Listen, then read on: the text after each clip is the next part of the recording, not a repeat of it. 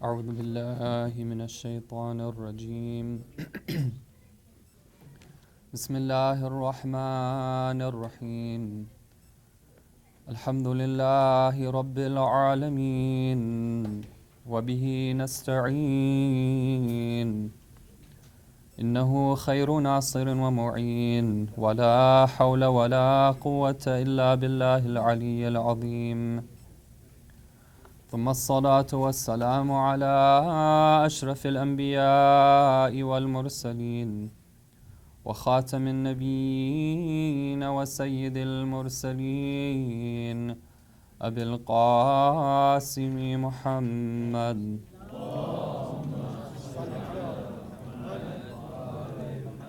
وعلى آل بيته الطيبين الطاهرين المعصومين لا سيما بقية الله في الأرضين.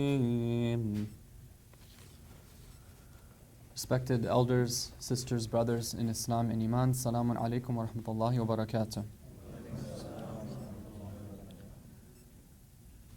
May Allah accept all your a'mal and your fasting. Before I begin the speech, I wanted to remind myself and all of you about the importance of what remains of the month of Ramadan. In Mafatihul Jinan, there's a dua which is quoted from Al-Kafi. And before Shaykh Abbas Qumi writes this dua, he says that Imam Sadiq alayhi salam said that, actually the companion says that Imam Sadiq used to recite this dua frequently during the last 10 nights of the month of Ramadan. Not just the nights actually, but rather after every obligatory prayer and every extra prayer as well, to all the fara'id and the nawafil, the Imam alayhi salam used to recite the following dua. And actually the book it's quoted from is Baladul Amin. The dua is this: Allahumma addi anna haqqa ma madha min shahri Ramadan. Meaning, the gist of it is that, oh Allah, let us give us the opportunity to gain and benefit from whatever remains of the month of Ramadan. وَغْفِرْ لَنَا تَقْصِيرَنَا فِيهِ, and forgive our faults in this month until now. وَتَسَلَّمْهُ مِنَّا مَقْبُولًا, when you take it away from us, let it be that in a state that you have accepted our deeds. وَلَا تُؤَاخِذْنَا بِإِسْرَافِنَا عَلَىٰ أَنفُسِنَا, don't take us to account for those excesses that we have committed on ourselves. وَاجْعَلْنَا مِنَ الْمَرْحُومِينَ, and place us among those who have been forgiven.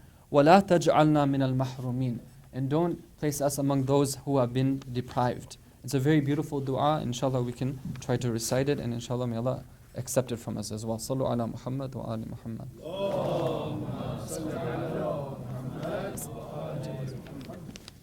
Thank you.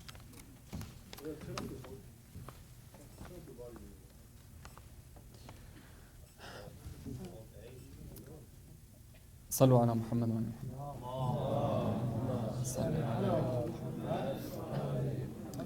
Brothers and sisters, the topic that we began to discuss last night was that of hastiness. And we talked about that as in light of one of the verses in the Quran where Allah speaks about the human being as being ajul, as being very hasty. And we talked about how the guidance that has been provided to us in the Quran regarding this topic is very important for us, especially living in this era, because we're living in an era where we're used to instant gratification. We're used to things happening really fast.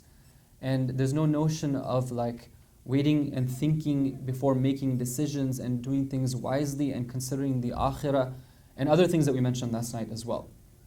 Now, we left off with a discussion about how to a point of advice about how to raise children, and it had to do with the idea of not reacting in an immediate manner, but rather at times needing to stop and think about it, and sometimes holding back our criticism.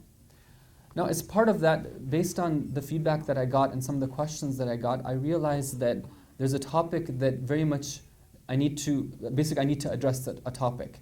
And so what I wanted to do is to spend most of tonight, inshallah, talking about that topic, and then at the end sort of bring it back to our discussion about hastiness. And the topic that I want to talk about is that of salat, prayers.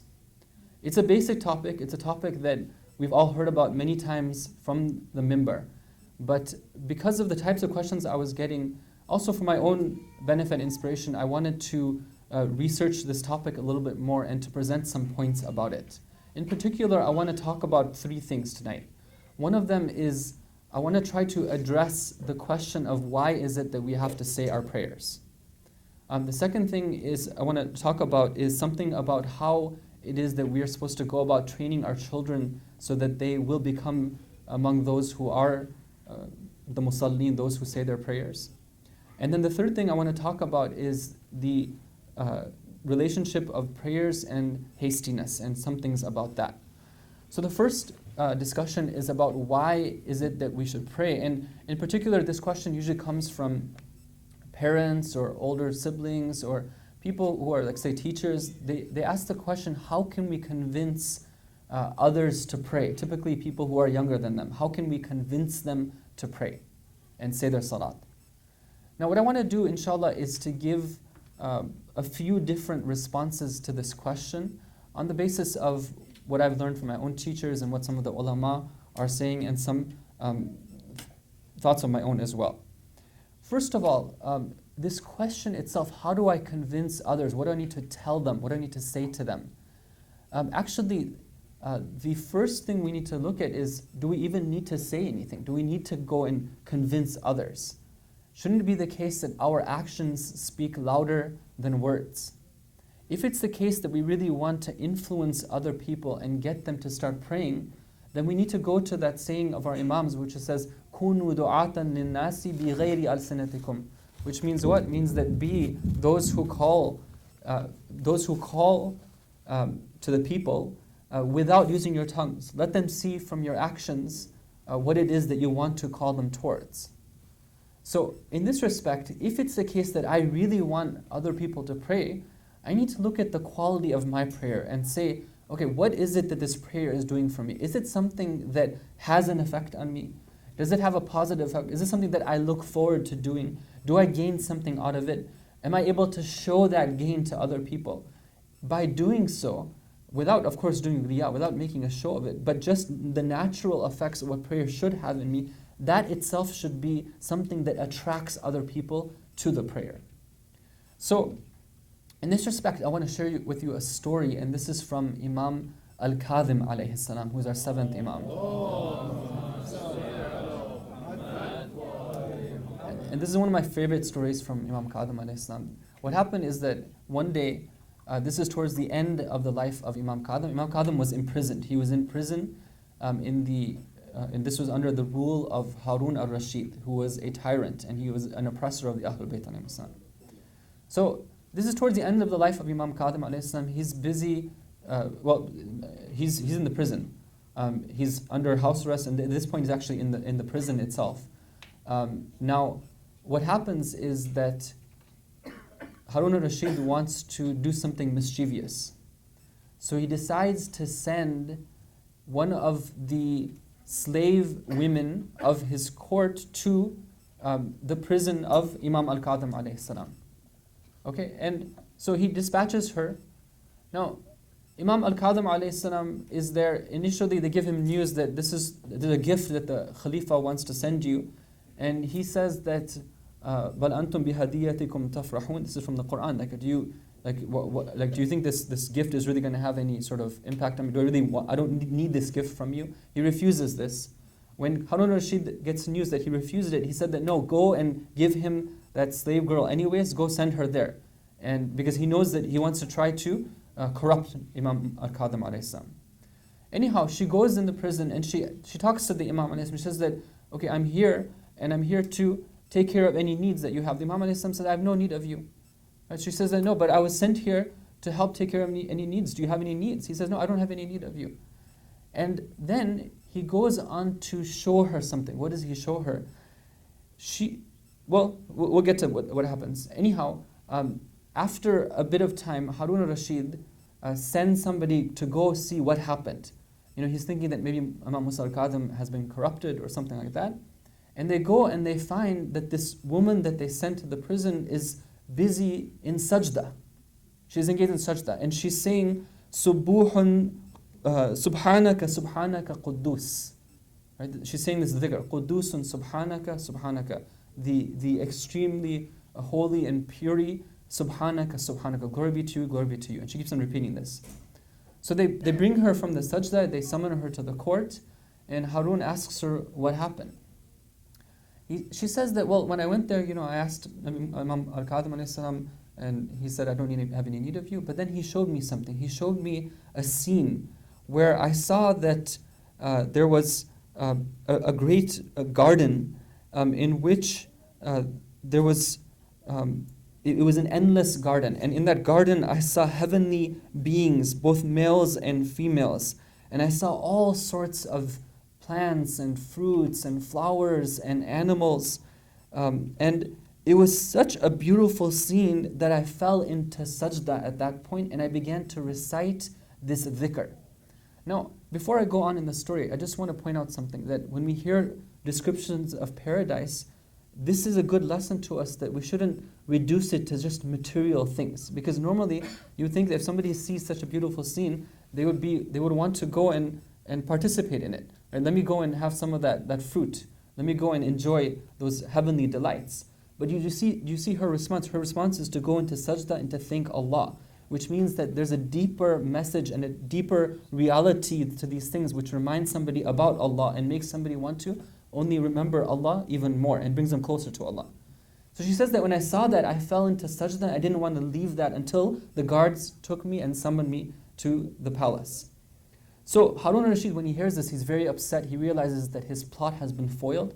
He tells the guards, go and isolate her somewhere so she doesn't tell people what happened. She doesn't spread the story of what Musa al-Kadhim alayhi salam was able to do to her. Now they take her away, and when they do so, they see that she assumes a very special pose of prayer, a very humble pose, and she's about to start her prayer. And they ask her, it seems like she didn't have a background in worshipping Allah at all. She was one of these people who didn't have any clue about prayers. They ask her, where did you learn this from? Where did you learn how to even stand in prayer like this? You weren't somebody that we used to think would stand and even want to do ibadah like this. What does she tell them? She says that, the Abdul Salih, because Abdul Salih was the name of Imam al-Kadhim, that righteous servant? I saw him standing in prayer, and therefore I'm standing in the prayer the way he's standing in the prayer. You see, brothers and sisters, that if somebody really believes in their prayer, makes the most out of it, without even trying, they're able to influence other people as well too. You might say that, okay, this is Imam Musa al-Kadhim alayhi salam. He's the Imam. But at the end of the day, we're following their footsteps, right? We're following their message. And we need to take what we can from them, implement in our lives, and we'll see that itself has an impact on others. Please say salawat ala Muhammad.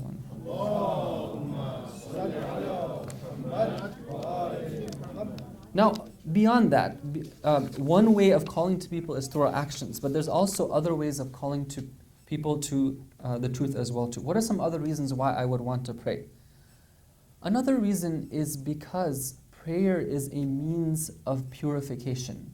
It's a means of cleansing ourselves.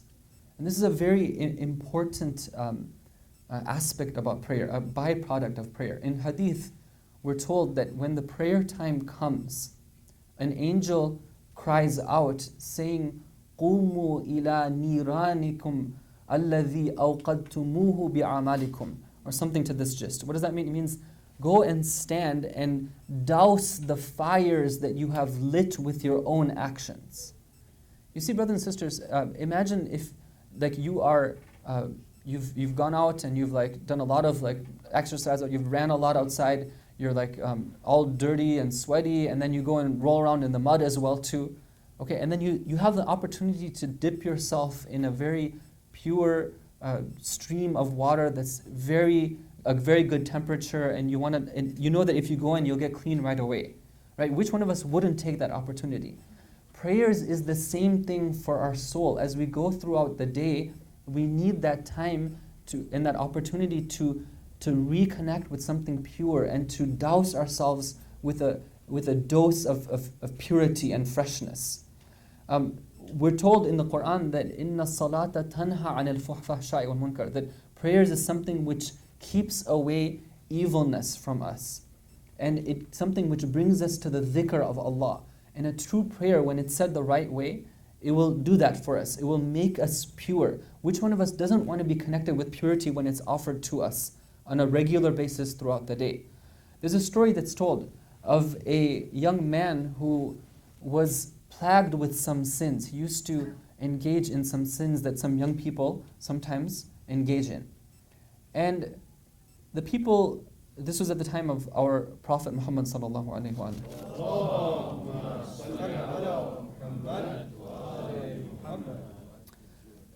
The companions were noticing that this young man, had some habits that weren't good.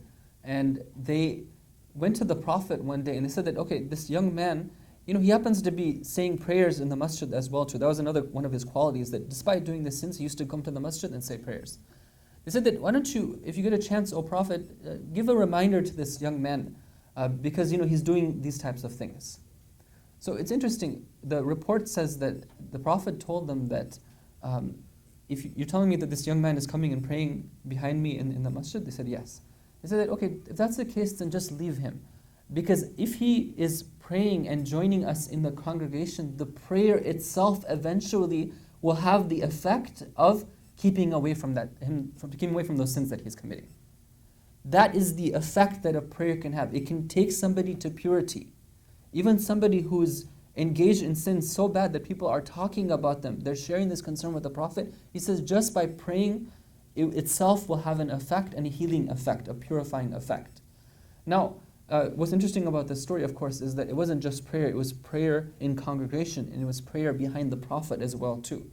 And this teaches us that not only is prayers important, but prayers in congregation is extremely important, and prayers in congregation behind somebody who has purity as well is even more important as well too. What's another reason why we would want to pray? Why is it that it's important to pray? Another one, brothers and sisters, is because prayers is one of the best reminders of those things that we believe in. You see, we as Muslims, we claim that we have a set of beliefs, right? There's certain principles that we hold ourselves to. This is what we learn from day one when we start going to, for example, Sunday school or Islamic school. We learn about principles like the oneness of God, the messengership of the Prophet, the wilaya of the imams, the fact that we're in this world for a temporary amount of time, but when we die, it's not going to end. There is a hereafter, and these other things. No, those are things that we learned at one time. They're kind of in the back of our heads. We know about these usuluddin and furu'uddin, and if I were to give a quiz, maybe some of you would remember them, some of you might forget a couple of them. But that's just information that's floating around in our heads. When do we get a chance to actually put that into practice? One of the best times is in our prayer. And if we don't have this prayer, and this prayer doesn't give us that opportunity to actually remember and practically put these principles into practice, then it's just going to remain as information. There's not going to really be anything different, anything that distinguishes us from anyone else out there. Just some information that we happen to memorize at one time. This is extremely important, brothers and sisters. The actions of the prayer themselves are a way of solidifying those principles of our belief. If we want to just summarize in a very simple way, what is the essence of the prayer? One thing we can look at is the gift that Sayyidah Fatima az-Zahra salamullahi alayha gave us.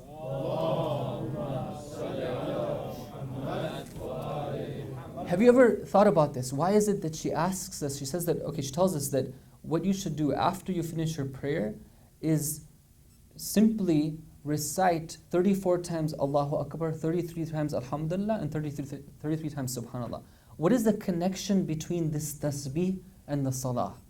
One of the connections is that in this tasbih, we are encapsulating the entire message of the salat. Three things. Allahu Akbar. Allahu Akbar means what? Allahu Akbar, we usually translate it as being Allah is great, or Allah is greater. But when we're saying that Allah is great, and we're reminding ourselves of this in the prayer so many times, we begin the prayer with Allahu Akbar, we end with Allahu Akbar. Throughout the prayer, we're saying Allahu Akbar, Allahu Akbar. What are we trying to say? Are we just saying that Allah is a great entity out there? Are we just saying that Allah is a great being? No, there's something even deeper than that, brothers and sisters. There's a hadith that we have from Imam Sadiq alayhi salam. He asks his companion, he says that, what do you think about? What is it that you understand of Allahu Akbar? The Imams would at times quiz their companions. They wanted to see their level of knowledge. And so the companion thought about it. He says that, oh, when I say Allahu Akbar, I'm saying Allahu Akbar min kulli shay. Allah is greater than everything. Right? Everything else out there is like, maybe you give it a score, it's like at the score of like 10 or 20. Allah is at 30 or 40, that type of thing. He's greater than everything else out there. Imam Sadiq alayhi salam, he reacts, he says that you've limited God. You limited God, but rather, when you say Allahu Akbar, you should be thinking Allahu Akbaru min an yusaf. Allah is greater than can even be described. Allah is so amazing and phenomenal and perfect and beautiful that I can't even describe His beauty and His perfection. Now, as I'm saying this in my prayer, I'm moving my hands, that immediately what I'm also doing is I'm acknowledging that everything else isn't even in line for comparison. And that has a huge effect on my belief as well too. Because if I'm saying this so many times, I'm actually thinking about it as well too. But then practically, I'm acting like there's other things which are greater than God. My friends are greater than God because they make me do things that God doesn't want me to do. My work is greater than God because it makes me do things that God doesn't want me to do.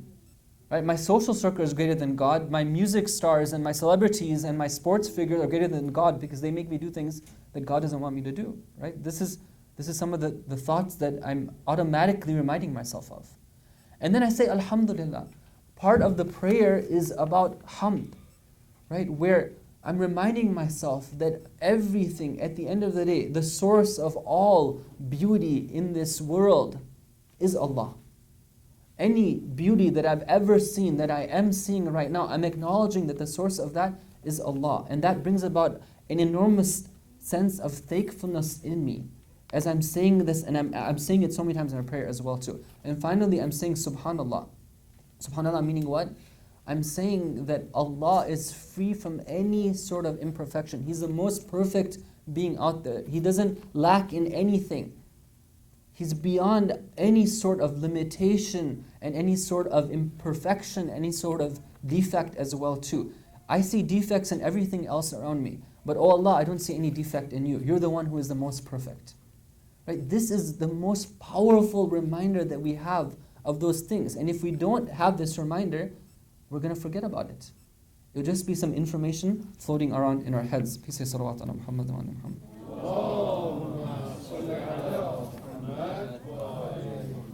A couple of more reasons, brothers and sisters. Another one is that when I stand in prayer, sometimes people ask this question, well, why is it that God is asking me to do this right here? And, does He really need this of me? And we talked about this last night a bit too. And sometimes they asked another question. They said that, well, if this prayer is supposed to be something that is so wonderful, then why am I not feeling something from it? I'm just going through the motions. Like, what's going on here? Sometimes, brothers and sisters, and I say this to myself first and then to all of you, that we tend to look at things outside of us and we try to blame things on others. We say that we try to blame things on God, or na'udhu billah, we blame things on the Prophet for giving us this prayer. Oh, it's such a burden, it's such a hard thing.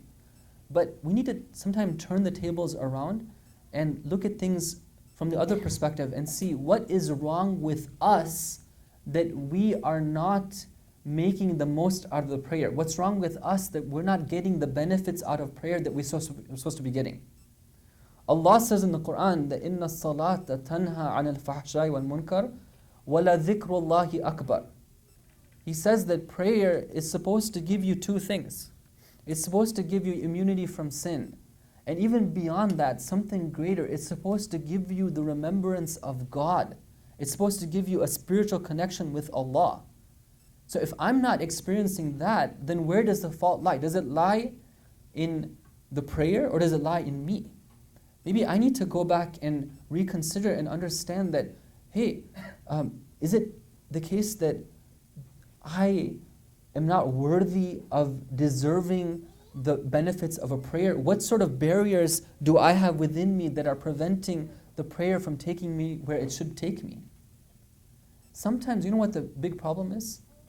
The problem is that, you see, the prayer consists of what? It consists of the ultimate acts of humility. Right? What we're doing is we're assuming the most humble acts that a human being can perform. They say that in the days of like the Jahiliyyah, the Arabs used to be so proud, they used to have so much pride and arrogance that if they ever came to a home where there was a doorway, and that doorway was such that they had to incline their heads or bow their heads if they wanted to step in, they would refuse to do so. They wouldn't go in because that would be an act of, it'd be too much to their ego to do that such a thing. Now here the prayer, Allah sends the Prophet, and the Prophet tells them that go and pray, aqimus salah. And the prayer is all about bending and bowing and prostration. It's exact opposite of arrogance. So maybe the reason why I'm feeling a grudge towards prayer and I'm not getting out of prayer what I should be isn't the prayer, but rather it's me. Maybe it's that there's something within me, a sense of pride and a sense of arrogance towards other creatures, towards God, which is preventing me from making the most out of my prayer. That I can't wait to get my head out of sajda. Why is it that I don't spend more time in sajda? Why is it that I don't enjoy being in this position? Could it be the case that I don't enjoy being a humble person? That I think highly of myself? I am the one, look at where I started out from. Right? What humble beginnings I came from. A drop of what kind of fluid? And look at where I'm going to end up. Right? What sort of state is my body going to be in when I die? What do I have to be arrogant about? What do I have to be proud about? Right? Is this what's preventing me from making the most out of my prayer? Instead, we should look at it as an opportunity, brothers and sisters, an opportunity to talk with Allah, to converse with Allah. And He's shown us the best way of conversing with Him as well. Such a beautiful thing here. There's one thing that I remember one of my teachers told me, and this was right at the beginning of my Hawza experience. It was about prayers, and it stuck with me until today. He said that one time, Imam Khomeini rahmatullahi alayhi made this statement. He said that if prayers were not something that was made wajib upon me, and this is inspired, by the way, from a saying of Imam As-Sajjad alayhi salam. Anyhow, he said that if prayers were not something that was wajib upon me, I would never say my prayers. Okay, now, maybe some of us would say the same thing, and the reason would be that we wouldn't say our prayers because we'd rather not, right? We'd rather be busy doing other things, like playing our video games or whatever, right? But Imam Khomeini goes on to explain. He says the reason is because I would never, ever had the audacity to stand in front of Allah and to address Him and start demanding what I want of Him. You see, we need to look at things from a different perspective.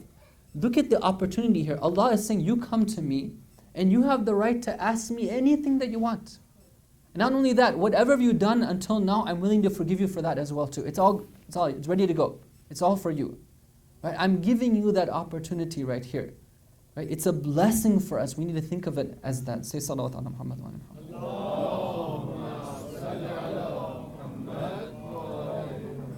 The last motivation I want to give, and the last answer, of course there's many of them that we could talk about. The last one is this, why is it that we should pray? We should pray because, after all, one thing that we all have recognized at one point in our lives is that we have an example of who are the best people that Allah has created, which are the Ahlul Bayt alayhim salam. And all of us, inside of us, we have love of the Ahlul Bayt.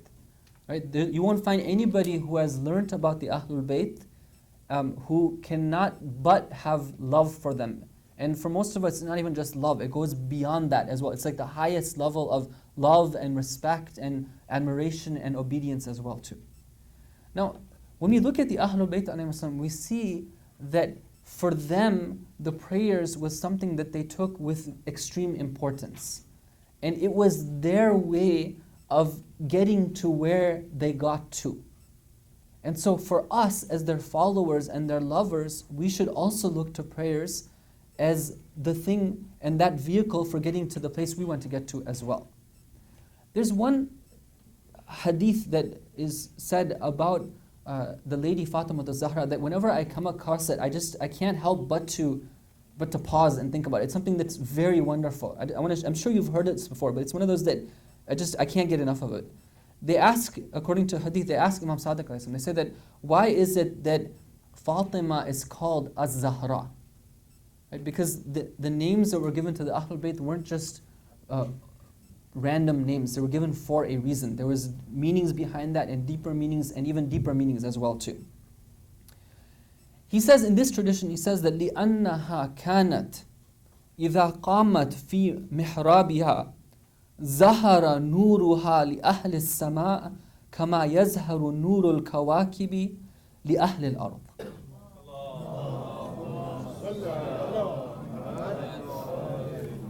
Do you want to know why Fatima is called Az-Zahra? Do you know why she's called the one who is the radiant, the one who is resplendent with her light, the Lady of Light?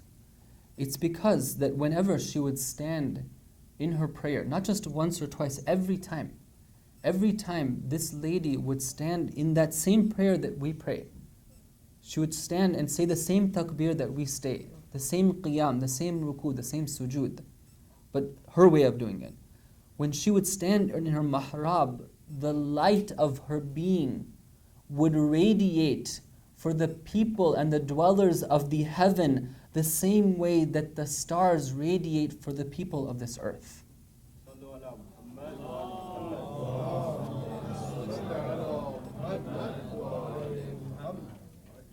So this is the example that we have from the Ahlul Bayt alayhim salam. Now, time is getting short. I realize this. I had wanted to cover a couple of other topics. One of them was about how to teach our children to say the prayers, but it looks like that will have to wait till another night. I want to end now by talking about this one topic, which is the importance of not hurrying when it comes to our prayers. The topic we were discussing last night was about that of ajal or ajala, of being hasty. And one of the characteristics of a person who is very much attached to the dunya and hasn't thought about the hereafter, has left aside the hereafter and left aside the inner dimension of our existence. We talked about how last night that the akhirah and the hereafter doesn't refer to something that's just happening after we die. It's the inner dimension of what's happening right now. One of the characteristics of somebody who has forgotten that is that they hurry in their prayers. They don't give prayers their due right. And this is an area that we can all use improvement on.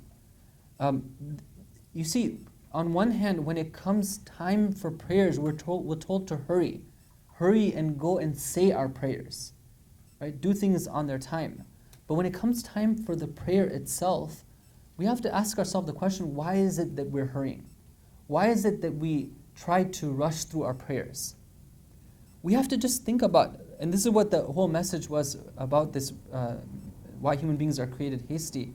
We have to stop and think and see, is this a place where hastiness is called for? You see, what happens is that somebody runs through their prayer and tries to get through it because they want to get to something else.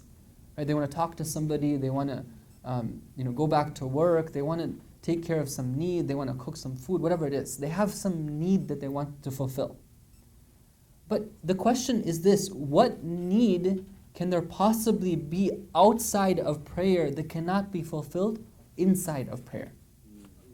Okay, let me just quote you the tradition about this. It's a very beautiful tradition. This is from Imam Sadiq alayhi salam. He says, Innal abd, when the servant hurries up through his prayer, and then he gets up fast without doing any type of ta'qibat, without asking Allah anything after the prayer. We're told that, by the way, that after the prayer, you know the tradition, that not just one tradition, many of them, that after the prayer there's a dua that is waiting for us to be answered. We just have to ask it and it's going to be answered, right? So this tradition is that when the servant hurries through his prayers and then he stands up to take care of one of his needs, يَقُولُ اللَّهُ تَبَارَكَ وَتَعَالَى, Allah tells him something. Or he says something to the angels who are watching. He says, أَمَا يَعْلَمُ عَبْدِي أَنِّي أَنَا أَقْضِي الْحَوَائِجِ. Does not my servant know that I am the one who grants the needs and takes care of the desires? Why is he hurrying up and trying to get away from Allah to take care of one of his needs? The needs come from Allah Himself. So we just think about, sometimes we're so worried with some things in our lives, and it's right at the time of prayers that we start worrying about these things and how we're going to take care of them, when Allah is telling us that, hey, you're talking to me, I'm the one in whose hands lies the solution to all your problems. Look at what he says in another hadith. This is a hadith Qudsi, a conversation that he has with Nabi Musa. He says, "Oh Musa, ajjal at-tawbah." When it comes to tawbah, be hasty in doing tawbah. Tawbah there's no thought. You don't have to think about doing tawbah. Tawbah is something you should do right away. As somebody sins, they have to do it right away. Do tawbah right away. وَأَخِّرَ الذَّنْبِ. But on the other hand, don't be swift in committing a sin, but wait on the sins. Do tawbah fast, but wait on the sins. وَتَأَنِّي فِي الْمَكْثِ بَيْنَ يَدَيْ فِي الصَّلَاةِ. And when it comes to the time of praying, and when you're standing in prayer, then take your time. Relax a little bit. وَلَا تَرْجُوا غَيْرِي. Don't have hopes in any other than me. أَتَّخِذْنِي جُنَّةً لِلشَّدَائِدِ. Take me as your protection and your armor and your fortress for any types of difficulties that you're facing. Usually in our prayers, we're so worried about how to try to solve our own difficulties. Allah says that you take me as your fortress and your armor. And that way, you'll find the best solutions and the best answer to your request as well. Now, there's one more tradition I want to share with you, and then inshallah, just mention a fiqhi ruling. This tradition is reported from our Imam Sadiq. He says that one time Imam Ali was looking at a person, a man who was saying his prayers. You've heard this before, but we need to remind ourselves of this. And he was saying his prayer very fast. And so he goes to him and he asks him the question. He says that, how long have you been saying your prayers in this way? And I just want to pause here and say this, that sometimes we need to remind ourselves. We get into a certain habit. Like sometimes we fix our prayers, and then after a while we tend to slip into heedlessness, and then we start praying our prayers in a wrong way. And so we need to check ourselves sometimes and say, wait a minute, am I doing things in the right way or not? So the man told him that, for this is how long I've been praying my prayers this way. So he says that you want to know what your likeness is to Allah, how Allah views you. He says the likeness of someone like you to Allah is that of a crow that picks at its food at the ground.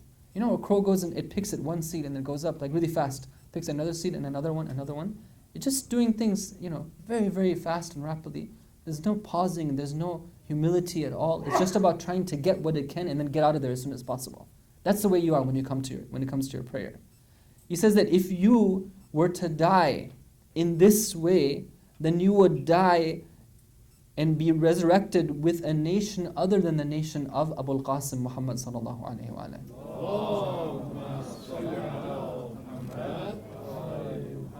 And then he says that you want to know who is the biggest theft? Who's the biggest thief? Who is the biggest thief? Is the biggest thief the one who steals a lot of gold, a lot of jewelry, like the most famous paintings from the best museum? Right? He said that the biggest thief, inna asraqa nas man sariqa salatahu. And that's the biggest of thieves is the one who steals from his prayer. When we short ourselves in our prayers, when we don't give the prayer its proper due, we're stealing from ourselves, and it's the biggest theft that we could possibly do. Now, on a fiqhi level, brothers and sisters, I find it necessary to remind brothers and sisters that when it comes to our prayers, there's certain things that must be in place. When we say the takbiratul ihram, we have to be in a state of tum'anina. We have to be in a state of composure. We can't be moving around. We have to be steady and still. When we go into the ruku', right, we have to assume the position of the ruku'. We have to be steady before we start saying the dhikr of ruku'. While we're saying the dhikr of ruku' and what comes after the dhikr as well too. For example, we say Subhanallah, Subhanallah, Subhanallah, Subhana Rabbi al-Azimi wa bihamdi, Allahumma salli ala Muhammadin wa Muhammad. All these dhikr of ruku', whether it's the wajib dhikr or the mustahab dhikr, throughout the entire point, we have to be still. We can't be moving up and down. We can't be moving while we start, and we can't be moving when we end.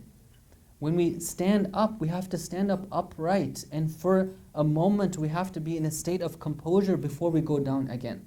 And when we're doing the sajda, we have to assume the state of the sajda, 7 parts touching the ground completely, and then we start the dhikr for the sajda as well too. Between the 2 sajdas, we have to sit up and have a proper resting point, even for a moment before we go into for the second sajda. And then before we go up for the next rak'ah, let's say we're finished the first rak'ah, now we're going to start the second rak'ah, we have to have a point of pause. The Ahlul Sunnah, if you've noticed, most of them at least, when they stand up between the two rak'ah, they go right away. Right? But that's not part of our fiqh. Our fiqh is that we have to pause even for a moment in that position of istiraha, and be still, and then we stand up. Now, this is the bare minimum, brothers and sisters, but there's so much more. There's so much more. And all these, in fact, I was thinking, when I was going through this, the thought occurred to me that we actually need classes in salat. Classes for children, classes for young adults, and classes for people who already passed the first level, but now they want to improve in salat. Why? Because salat is one of those things that we do all the time. Now, usually those things that we do all the time, right, we want to do them the best way possible. Right? That's the way it works. Like, why is it that when it comes to a particular career that you choose, usually you go through education for that career. And you spend time learning about it, because the career is the thing that you're going to do all the time. Now, this is something that we do all the time. We should really learn about it. I don't mean necessarily going into all like these, like sort of esoteric dimensions of prayer which exist, which need to be gone through, but that's for like the elite. Even just looking at how the Ahlul Bayt used to say their prayers. It's truly amazing, brothers and sisters, and how they expected their companions to say their prayers. Sometimes they would take their close Shias and their close companions, and they would say that, I want you to show me how you pray. And they would do the prayers, and then they would start to correct them and say that, no, when you do your ruku, do it like this. When you do your sajda, then do it like this. Why is it? Is it that they want to be picky on them? No, because, and this is the point, and we're going to end with this point, because, brothers and sisters, the more time we spend trying to say our prayers properly, and not only properly, but with the extra recommended ways of putting our hands and bowing and bending and prostrating, it will help in the malakut of the prayer. It will help in forming the spiritual body of that prayer. Meaning that the prayer itself will take on a different meaning. Right? I've just a simple example. When you're standing for your qira'at and you're standing in qiyam, you can put your hands like on your sides, right? You can put them on your back, but just try putting your fingers together and putting them on your thighs. Right? This one simple act, see what an effect it has on the humility of the prayer. Right? When you sit in between your sajdas, try not sitting cross-legged where you fold your feet underneath and cross it, but try sitting in that recommended position and see what sort of humility it automatically adds to your prayer. So I hope, inshallah, that these small sort of pieces of advice and inshallah insight can help us in understanding the purpose behind prayer, and also give us the motivation to learn about prayer, and also to learn how we can teach it to others as well too. The thing I didn't get a chance to mention is how to train our children regarding prayer. There is, mashallah, a wealth of information from the imams about how to do this, how to go about doing it in stages. I hope that inshallah, that one day we can, inshallah, learn about that, whether it be through, if I can help in that or somebody else can help in that regard, the community can benefit from them. Inshallah, it's something that is very useful for all of us to learn. وَصَلَّى اللَّهُ عَلَى مُحَمَّدٍ وَعَلَى الطَّاهِرِينَ.